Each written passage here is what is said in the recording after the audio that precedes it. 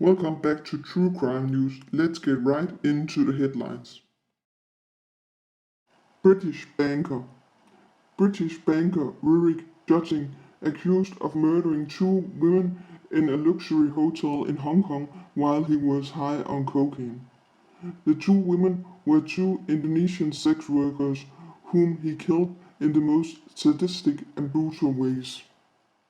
He tortured one of the women for 3 days with pliers, his belt, his fists, and sex toys before forcing her to lick the toilet bowl with her hands tied behind her back. Then he cut her throat. Mr. Jutting filmed himself while he was slitting the woman's throat in a horrifying attack. One of the women was in Hong Kong on a tourist visa. She had a 5-year-old son living with her parents in Indonesia. At one point, he wrapped up the body of one of the women he chopped up and stuffed in a suitcase that he left on the balcony. Mr. Jutting didn't find himself guilty to murder because of his diminished responsibility, but guilty of manslaughter. Jutting had made himself a torture kit, including vibrators, zip ties, a big hammer, blowtorch, and sandpaper. When he killed the first young woman, he knew he would do it again. The British banker had enough cocaine and alcohol in his body to put most people in a coma when he committed his killings. Jutting gave police graphic details of how he killed one of the women. Those details are too appalling to report in this video. When reading through the twisted confession the banker made, one feels sick and disgusted. We will not go into details in this video as it's simply too sickening. If you want to read the confession, you find a link for it in the description. But we will reveal that Jutting had plans of making 3 schoolgirls from a school in Buckinghamshire into his sex slaves. According to CNN, Jutting can be heard on 43 videos giving details about his torture sessions with the victims. German Fred and Rose West. A German couple now called the German Fred and Rosemary West, as they used a murder style that reminds of the serial killer couple's methods. The German couple was sexual deviant who lured women to their home to torture and kill them. One victim was fastened to a radiator in their home. She was forced to soil herself and sleep in the bathtub. The women were turned into a domestic slave. According to prosecutors, the woman half drowned before letting her free to crawl for her life across the courtyard of their home with her skull fractured. One body was stuck in a deep freezer, thawed out and burned in a stove. Her ashes were later strewn from the car window of the murders. This woman was abused in a 2-month-long ordeal. The killer couple had been married but divorced. The pair still lived together but as brother and sister. The couple was preying on lonely hearts across the country, looking for women for Wilfred to marry so they could then fetch them for their savings. Wilfred's lawyer hopes to prove he has a sadistic abnormality that could mean the difference between going to jail or a psychiatric hospital. In 1995, Wilfred was sentenced to a jail term for torturing his first wife. One victim, lurked by one of the many BOGO's Lonely Hearts ads, believed the lie that his ex-wife was his sister. The woman was immediately abused. She got abused for nothing. If a knife was not placed on the right side of the plate, that was a trigger for punches, stomping and kicking. Once she was seen out shopping with her tormentors, totally bald. They pulled out her hair. The wind in the Willow Mirror. Michael Danaher was sentenced to 34 years in jail after stabbing Adrian Greenwood to death over a copy of the book The Wind in the Willows, worth £50,000. But Michael had more plans for the future. or at least plans for the future of other people. He held a list of targets, including Simon Cowell, Kate Moss, and more. The list reveals how he planned to murder them and what he thought he could steal from them. Chillingly, along the name of Adrian Greenwood is listed rare books. Finnish man arrested. A British man named Stephen Alford was discovered outside an airport last week. He was bound to a bench and his body was showing signs of abuse. The police have arrested a Finnish man described as a well-built giant on suspicion of manslaughter after the British man was found dead. Police have had theories ranging from being a staged prank gone wrong to some kind of hate crime, but police now believe the homeless Brit may have been targeted by a fellow tramp in a row over food. We covered the story last week. If you missed out on it, we have placed a card on the right or left side of this video so you can follow up on the case. We will place a link to the video in the description as well. JonBenet Ramsey. Lately, there has been a lot about the murder of JonBenet Ramsey in the news. First, her brother Burke went on the Dr. Phil show, and later CBS made a documentary about the case. This week, there has been new focus on the awful case as the media revealed shocking DNA twist in the murder case. Forensics experts have re-examined the DNA evidence in the JonBenet Ramsey murder case.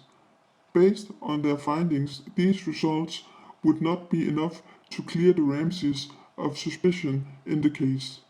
It would also not be enough to implicate any member of the family. According to the new report revealing new information to the public for the first time since the killing in 1996, there is a possibility that the DNA in JonBenet's panties may not be the DNA of a single person, but instead a composite of genetic materials from several people. This makes it potentially worthless as evidence. A former US attorney from Colorado said he hopes the report findings will spur new action in the case. There haven't been new DNA tests since 2008, so they ought to be processed to re-evaluate this in light of what has been brought forward. John Ramsey, JonBenet's father, declined a request for an interview. In the Dr. Phil show about the JonBenet case, John Ramsey furthermore made it clear it was his last interview about his daughter's murder. JonBenet's mother, Patsy Ramsey, passed away in 2006. JonBenet's brother, Burke Ramsey, filed a defamation lawsuit earlier this month against a forensic pathologist who said Burke killed JonBenet when he was 9 years old. Burke is seeking at least $150 million in damage, according to the Associated Press. The Long Island serial killer.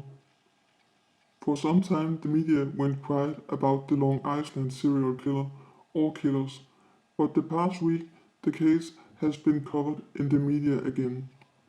Profilers are trying to figure out what kind of personality lays behind the gruesome killings. The killer is the kind of person who is often social and extremely good at making people feel comfortable. He grooms his victims before he strikes. He is not afraid of taking risks. He finds sadistic pleasure in taunting his victims' families and friends. He is not believed to be a substance abuser. Several relatives have reported how a man has called them on the phone and told them scary stuff. In one case, a young woman named Melissa vanished, and that led to a series of calls from her cell phone. The sister of the missing woman replied to a call as he thought it was her sister calling, but it was a male voice and he was tormenting her. Lynn, the mother of both young women, told the man was very calm. In the last call, he said he had killed her. A former FBI profiler said, "You don't see taunting behavior attached to a serial murder case very often." According to two experts, this is the emerging picture of whoever is responsible for at least some of the 10 plus dead bodies discovered on a beach in Long Island, New York. To this day, one of the Suffolk County Police Department's most high-profile cases remains unsolved, and a killer or killers remain at large. The GRINDR serial killer. Stephen Port, also known as the GRINDR serial killer, reveals that he panicked as he woke next to a dead male escort. Stephen Port left the body of his murder victim outside his flat as he didn't want his boyfriend to figure out he had hired a prostitute. Port is charged with murdering 4 young men at his flat by giving them fatal doses of a known date rape drug to feed his fetish for sex with unconscious young males. He later dumped their bodies near his home in East London. We have covered the case about Stephen Port in several of our videos. We will place a card or two here that you can follow for more information about the case, and we will leave links for the videos in the description as well. James Bulger. James Bulger was only 2 years old when he was abducted from a shopping center in Liverpool in 1993. James was found murdered and his killers turned out to be 2 10-year-old boys. Denise Fergus, who is the mother of little James, has had a stalker who goes by the nickname Psycho. His real name is Howard Wilson. Mr. Wilson has a strange fixation with Mrs. Fergus. He has had that since her 2-year-old son was abducted, tortured, and killed. Mrs. Fergus, who is running a charity in her son's name, said even though he has not actually harmed her, she is convinced he is a ticking time bomb. Mr. Wilson is asking odd questions about Mrs. Fergus in town, like, "She is a millionaire, isn't she?" Besides the strange questions about Mrs. Fergus, people noticed he had painted his fingernails in different colors. 8 years ago, Wilson was giving a police warning after he had been bombarding his victim with unwanted gifts, like a cheap football with her name and address. Then she received postcards and letters. Some of the letters just saying hello, others he has signed with his initials. In his last card, he had written, "Ha ha, you can't catch me." Mrs. Fergus also had to deal with a sadistic internet troll who was jailed for 3 years. Now, James Bulger's mother is living in fear of a twisted stalker who could be released by Christmas. It's awful thinking about what this woman have gone through. We hope there will be some justice for her and her family. For more information on each case, find links in the description for relevant articles. If you don't want to miss out on any crime news, follow us on Facebook, Pinterest, or Instagram. And don't forget to subscribe to our channel.